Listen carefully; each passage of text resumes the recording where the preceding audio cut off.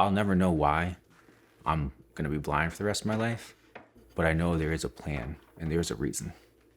As hard as it is to say, when I look back and instead of being angry and frustrated, I realize I am blessed. Switch gears and talk about what's been a remarkable week in the stock market. My workday was waking up at 6:30 in the morning, getting to the city. The Dow Jones is up 60%. 8:30, economic data. Market opens at 9:30, trading throughout the day. The European close, which would happen around 11:30 a.m., trading there until 4 p.m. to close in New York. Could market set new records? Get home for Australia's Open at 6 or 7, Tokyo Open between 7 and 8, go to sleep around 10, wake up before 1 for the close in Tokyo, trade the close in Hong Kong at 4, and then go back to bed for a couple hours. Matt Sherwood was a young Wall Street trader. And for many years, that was just a typical day. That's one of the biggest blessings I've gotten from God, is the ability to work relentlessly and work smart and hard. That certainly helped in Wall Street, right? Because that's what's demanded of you. Matt's merciless work ethic didn't develop overnight. It was homegrown and nurtured on the farm in upstate New York. I grew up as a farmhand, so I certainly did a lot on the farm, throw hay bales and do milking in the morning. And then I'd go to a restaurant and wash dishes at night. In high school, I was working nights, putting in flooring. I did a lot of odd one-off jobs. I cleared asbestos once, windows, painting. But the only job I quit was slaughtering chickens. Unfortunately, I did that when I could see.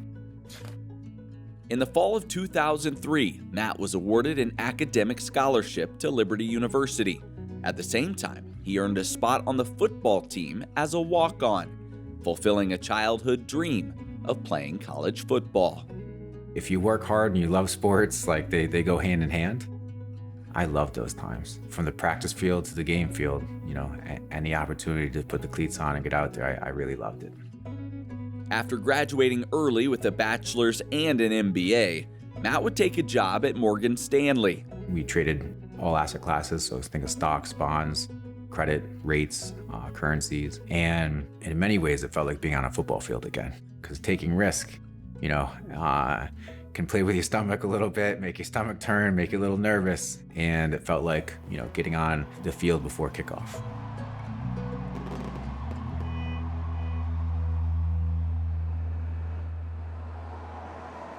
Let's talk about the speed with which we are watching this market deteriorate. You're seeing just broad-based declines across all of the major technology sectors. Apple's under pressure, Yahoo down. When you're managing money, you're looking to have P&L, right? Profit and loss. You want incremental growth, right? You want to incrementally make money or with the lowest volatility as possible. And at this time, it was extremely volatile. This is an extraordinary period for America's economy. We are in the midst of a serious financial crisis. The stock market is now down 21%. Because we're now down 43%. And you saw an entire, subprime mortgage asset class going to default. You saw banks' balance sheets being, getting crumbled. Those times were very stressful. Economists called it the most serious financial crisis since the Great Depression of 1929. But for Matt, a more personal crisis was on the horizon. It was a Wednesday, it was just part of life, right? I was waking up, going to brush my teeth, and I looked at the mirror. There was a dot on the mirror. And as I tried to wipe the dot away, the dot was everywhere I looked. I decided that I needed to just go to work. And I worked throughout the day. But the whole time, I would look at different parts, and there's this dot wherever I'm looking. So I'm really looking kind of outside of the dot, around it. And it's literally just a bright, shining dot. Getting ready to get up the next day to go to work, and went to look at the mirror again, and the dot was the size of a quarter. Didn't say anything to anyone. And mind you, I'm young, I'm 24, so a team member on the desk helped, enlarge all of my screens for me. Matt would continue to work throughout the day and evening. The next morning, he stepped in front of the mirror again. And that's when I couldn't see my face or shoulders. And that was frustrating. Looking in the mirror and not seeing your face, and I haven't seen my face since then. I remember getting in my car. I really do recall getting beeped at because I went through a red light to get to the train. Got to the train station, went to the city. Remember just having trouble just walking, doing just normal daily things. When I sat at my desk and put my password in, I looked at the screens, I couldn't see anything. Certainly just praying what's going on, and praying for God to be with me. A retina specialist saw me, an ophthalmologist, and it was very matter of fact. You are legally blind today. There's nothing you can do. You're blind. And that was August 15th, 2008.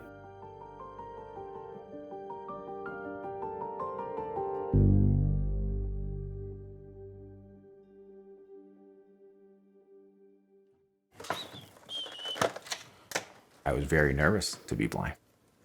It was tough. At the time, I was just trying to figure out just the day-to-day.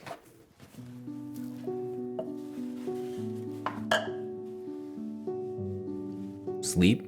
So even if I close my eyes now and cover them, and it's just a bright light. It's like staring at the sun. I just realized that I have to be positive. There's nothing I could do. I can't worry about what I can't control. And just need to trust God. We took a flat screen TV that we converted into a computer monitor, looked at different magnifying glass softwares, and I actually was back at work 1 week to the day after I was told I'm blind for life. And I'm blessed that I have a tiny bit of peripheral vision, so I can't see images, so no pictures, the graphics won't work. But I look at, words in contrast. Work was probably a great escape, but I must have ran into about 20, scaffolding pulls on the way to work, and tripped and fell downstairs. And particularly in those first couple of years, bumps and bruises were just part of walking.